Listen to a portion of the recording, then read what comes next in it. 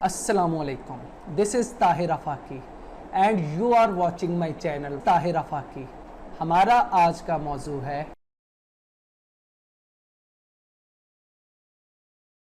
Powers and functions of Chinese president. दोस्तों, आज के मौजू में हम चाइनीज प्रेसिडेंट के पावर्स एंड फंक्शंस को देखेंगे। इससे पहले कि हम आगाज करें, सबसे पहले हम आपको बता दें कि चाइना में इस वक्त 4 कॉन्स्टिट्यूशन आ चुके हैं। फर्स्ट कॉन्स्टिट्यूशन 1954 में आया, दूसरा 1975 में, तीसरा 1978 में और चौथा 1982 में। जो करंट कॉन्स्टिट्यूशन है ये 1982 में इंप्लीमेंट हुआ। इस कॉन्स्टिट्यूशन में अभी तक 5 अमेंडमेंट्स हो चुकी हैं। इसके अलावा जो है चाइना में नेशनल पीपल्स कांग्रेस है, जो कि चाइना का सबसे पावरफुल लेजिस्लेचर है, जिसके पास एग्जेक्टिव पावर्स भी हैं, जिसके पास जुडिशियल पावर्स भी हैं। तकरीबन चाइना की तमाम तरह की पावर्स नेशनल पीपल कांग्रेस में फॉल करती हैं और नेशनल पीपल कांग्रेस ही है जो कि प्रेसिडेंट का इंतखाब करता है। तो आइए अब हम देखते हैं चाइनीज प्रेसिडेंट की पावर्स की तरफ। तो चाइनीज प्रेसिडेंट को अगर देखा जाए तो दुनिया में इस वक्त सबसे ज्यादा ताकतवर प्रेसिडेंट है। ताकत के लिहाज से अगर इसका कोई मुकाबला कर सकता है, अगरचे अमेरिकी प्रेसिडेंट जो कि पावर में इंतहाई ज्यादा ऊपर होता है, लेकिन अपने मुल्क में पावर के लिहाज से शी जिनपिंग का मुकाबला पुतिन के साथ किया जा सकता है।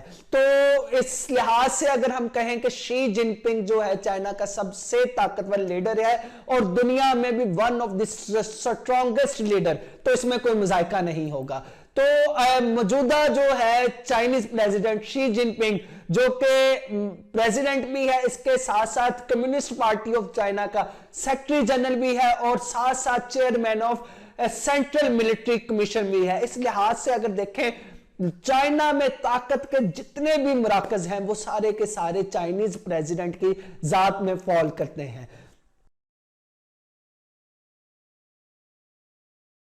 अब हम देखते हैं कि चाइना में कौन कॉन्स्टिट्यूशनली प्रेसिडेंट बन सकता है। तो प्रेसिडेंट बनने के लिए एक चाइनीज सिटीजन होना जरूरी है, 45 साल की उम्र हो, नेशनल पीपल्स कांग्रेस का मेंबर हो। नेशनल पीपल कांग्रेस जो है वो प्रेसिडेंट को इनडायरेक्ट इलेक्शंस के जरिए मुंतखब करेगी और नेशनल पीपल कांग्रेस के पास ही ये इख्तियार है कि वो प्रेसिडेंट को रिमूव कर सकती है। इसके साथ साथ अगर प्रेसिडेंट को रिमूव कर दिया जाए तो वाइस प्रेसिडेंट प्रेसिडेंट के इख्तियारात को इस्तेमाल करेगा, उसकी जगह जो है कौम को प्रिजाइड करेगा। फिर मौजूदा दौर में 2018 में 5th अमेंडमेंट चाइनीज कॉन्स्टिट्यूशन में हुई है, जिसके मुताबिक चाइना का प्रेसिडेंट 2 दफा से ज्यादा इलेक्ट हो सकता है। इससे पहले यह था कि चाइनीज प्रेसिडेंट सिर्फ 2 दफा मुंतखब हो सकता है, लेकिन मौजूदा सदर शी जिनपिंग ने कॉन्स्टिट्यूशन को अमेंड किया और इसके मुताबिक अब सदर के पास यह इख्तियार है कि वो जितनी मर्जी दफा चाहे इलेक्ट हो सकता है। अब हम देखते हैं चाइनीज प्रेसिडेंट के जो है पावर्स एंड फंक्शंस क्या है। तो इसके पास तमाम तरह के एग्जेक्टिव हेड्स, उनको अपॉइंट करना और उनको रिमूव करने के इख्तियारात हैं। चाइना में एग्जेक्टिव फंक्शन जो अंजाम देने वाला जो इदारा है उसे हम स्टेट काउंसिल कहते हैं। तो स्टेट काउंसिल के जितने भी मेंबर्स हैं उनको चुनता चाइना का प्रेसिडेंट है और एनपीसी यानी नेशनल पीपल्स कांग्रेस, ये दोनों मिलकर इसका इंतखाब करते हैं। यानी इस स्टेट काउंसिल में prime minister, vice prime minister, state counsellor, auditor general और मुख्तलिफ इस तरह के जो मिनिस्टर्स हैं उन सब का इंतखाब प्रेसिडेंट और एनपीसी करती है। और प्रेसिडेंट के पास ये भी इख्तियार है कि इनको रिमूव भी कर सकता है। फिर अगर हम देखें प्रेसिडेंट जो है जितने भी चाइना के आउटसाइड दूसरे ममालिक में जितने भी चाइनीज इन्वेस्टर हैं उनका तयन भी सदर करता है और सदर के पास ही इख्तियार है कि उनको उनके ओहदों से बर्खास्त कर सके। इसके साथ साथ चाइनीज प्रेसिडेंट के पास ये भी इख्तियारात है कि वो जितने भी इनामात या मेडल्स, चाइनीज जितने भी बड़े बड़े मेडल्स वो चाइनीज प्रेसिडेंट ही देता है।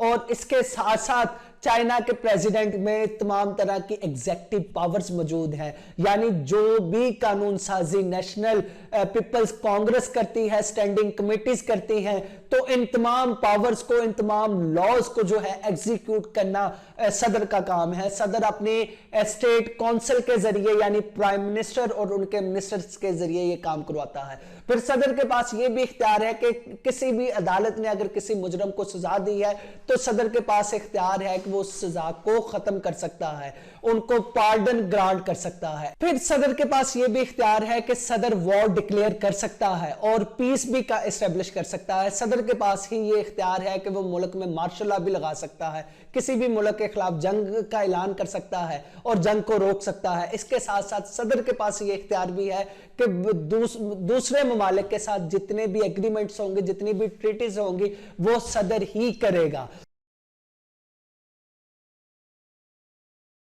फिर अगर हम देखें कि ये तमाम पावर्स चाइनीज सदर को दुनिया का ताकतवर सदर बनाते हैं। तकरीबन एनपीसी नेशनल पीपल्स कांग्रेस ने जितने भी इख्तियारात इस्तेमाल करने हैं वो तमाम के तमाम इख्तियारात सदर की जात के जरिए इस्तेमाल किए जाते हैं।